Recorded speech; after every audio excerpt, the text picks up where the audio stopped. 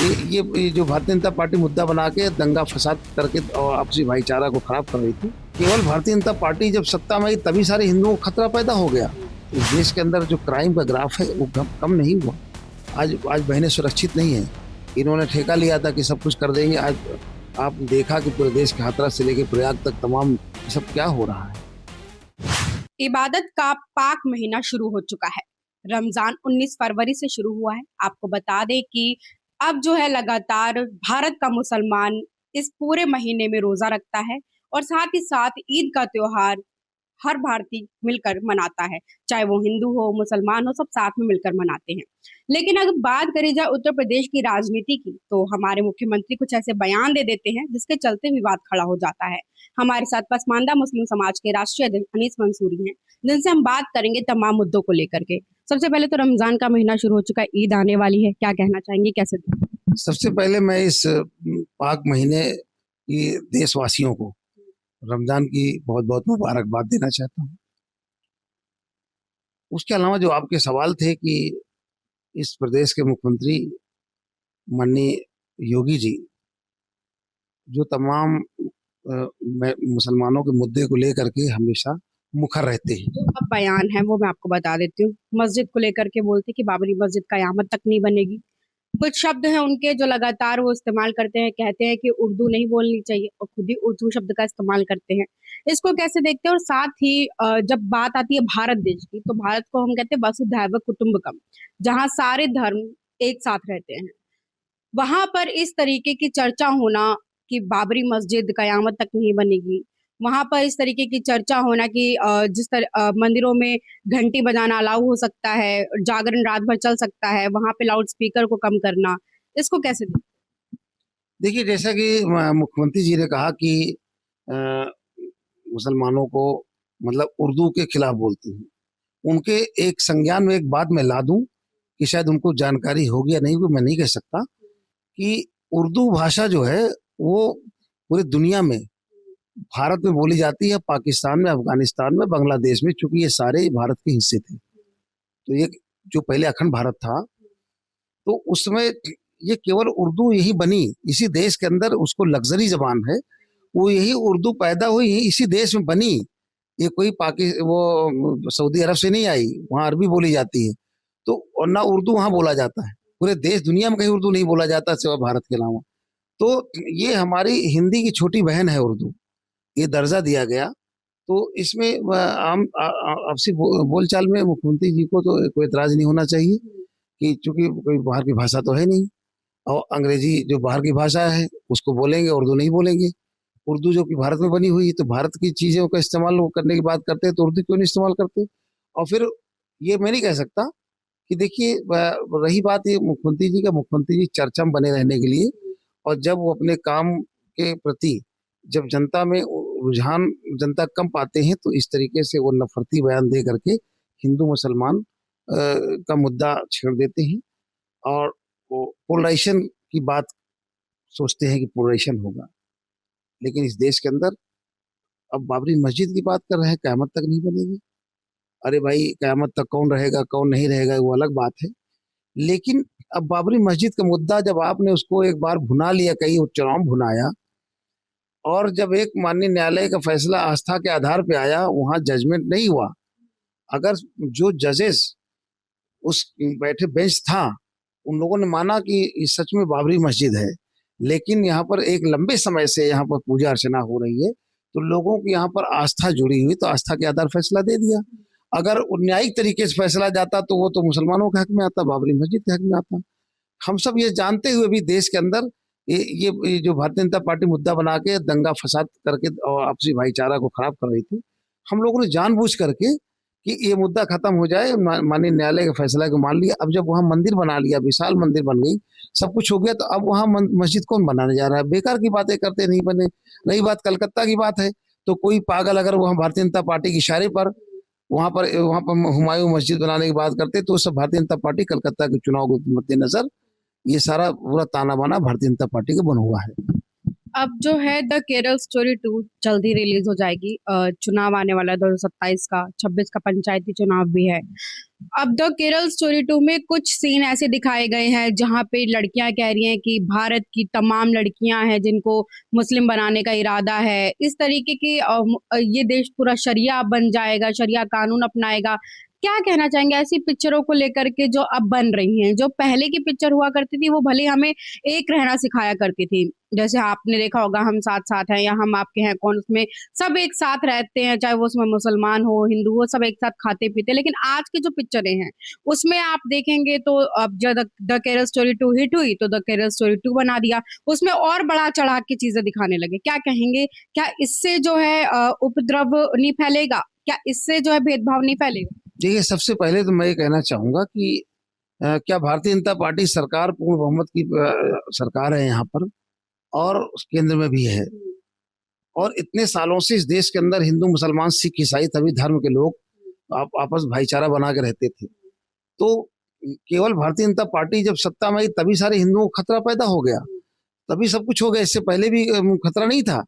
तो ये तो केवल जब भी चुनाव चुनाव आता है, चुनाव के मद्देनजर ये सेंसर बोर्ड जो बैठा हुआ है, वो सेंसर बोर्ड एक बंदर की तरीके से है और सरकार मदारी है। तो जब जैसे जैसे डंडा वो जो बजाती है वैसे वैसे बंदर नाचते हैं। तो ये सेंसर बोर्ड जो है सरकार के इशारे पर काम करता है, और मैं घोर निंदा विरोध करता हूं कि सेंसर को ऐसी फिल्में पास नहीं करनी चाहिए जो देश के अंदर हिंदू मुसलमान भाईचारा को खत्म करता हो, अमन चैन को खत्म करता हो। ये केवल भारतीय जनता पार्टी की इशारे पर इस तरीके से पिक्चरें बन रही हैं, क्योंकि वो जनता में अपना विश्वास खो चुके हैं।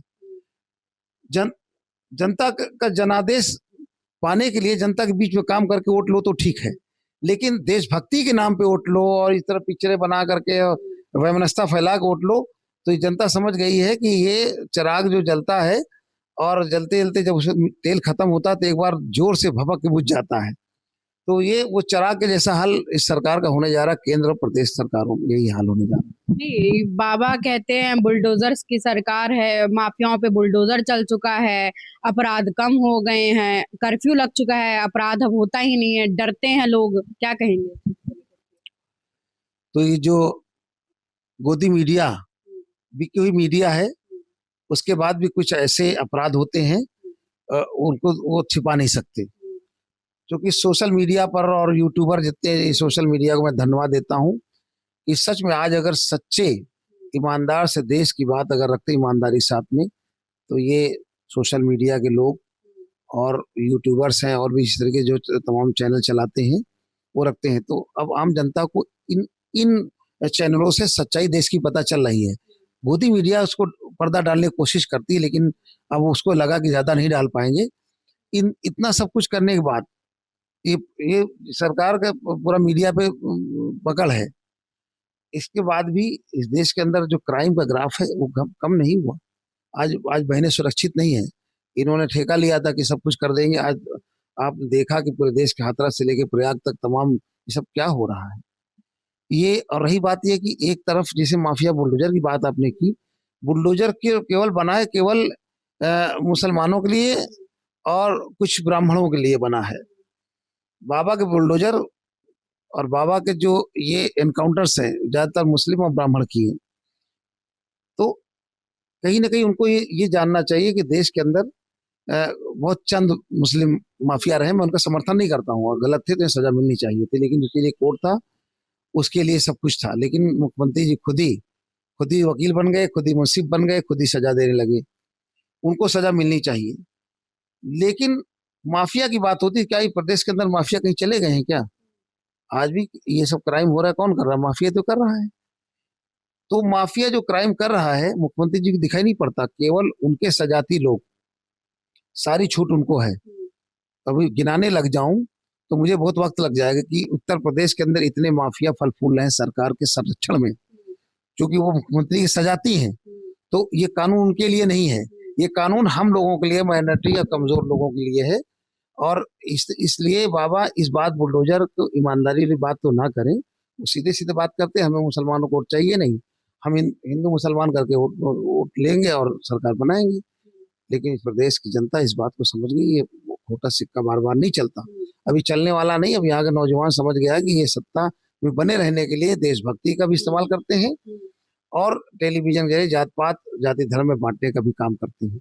और इनसे पूछना चाहता हूँ, देश के अंदर आज सब पूछ रहे हैं, देश के अंदर सब सवाल पूछे नौजवान कि आपकी जो आतंकवादी घटनाएं हुई उसके उसके लोग अभी तक क्यों नहीं पकड़े गए। इनका इनका खुफिया तंत्र सब फेल रहा। और अगर पहलगाम में हुआ था तो उसके बाद वो चलिए मान ली छुपा के आगे घटना कर दी, इनका क्या कर रहा था, इंटेलिजेंस क्या कर रहा था, इनकी सिक्योरिटी क्या कर रही थी, बॉर्डर फोर्स क्या कर रही थी, और वहां इतनी दूर पहुंच गए। लेकिन वारदात करने के बाद जब भागे तब तो सब जाग गए, तो कौन से दुनिया में चले गए वो, इनका कहाँ पूरा सब तंत्र कहाँ था, उन्हें पकड़ना चाहिए था। वारदात करके अगर सरकार चाहती तो भाग नहीं सकते थे, लेकिन क्यों नहीं पकड़े, ये सवाल जनता उनसे भी पूछ रही है। ये तो सब रही उत्तर प्रदेश पॉलिटिक्स की बात। अब इबादत और बरकत का पाक महीना चल रहा है, क्या संदेश देना चाहेंगे देशवासियों को? देखिए, इस भारत देश के अंदर सभी धर्म के लोग रहते हैं और जब भी कोई त्योहार आता है तो हिंदू मुसलमान मिल करके त्योहार मनाते हैं। हम लोग भी हिंदू समाज के तमाम लोगों के यहाँ त्योहार मनाने के लिए जाते हैं, उनके साथ मिलकर त्योहार मनाते हैं। हमारे यहाँ भी ईद बकरीद मनाते हैं वहाँ करके। तो एक एक जमाने से भाईचारा और त्योहार मनाने का सिलसिला जारी है। और एक दौर था पहले मुसलमानों के यहाँ लोग छुआछूत के चलते खाने में परहेज करते थे, लेकिन आज ये प्यार मोहब्बत इतना बढ़ा, लोगों ने उस दकियानूसी बातों को खत्म कर दिया और ये सब केवल कुछ लोगों की भड़काई बातें थी। आज वो समझ गए कि मुसलमान भी बहुत साफ सफाई से रहता है और उससे हमारा रिश्ता खाने त्योहार बधाई देने का नहीं, खाने पीने का भी है।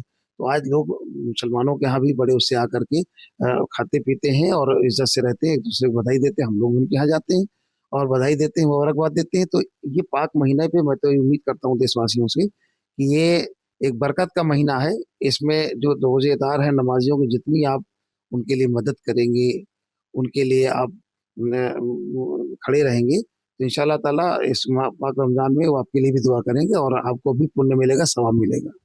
देखिए, आप सुन रहे थे अनीस मंसूरी जी को। तमाम मुद्दों पर हमने बात करी, उत्तर प्रदेश राजनीति को लेकर के बात करी और इबादत के महीने को लेकर के बात करी। तमाम खबर जानकारी लाते रहेंगे, जुड़े रहिए यूपी 24 नेटवर्क के साथ। कैमरा पर्सन मुस्कान के साथ में हूं दिव्या श्रीवास्तव। धन्यवाद।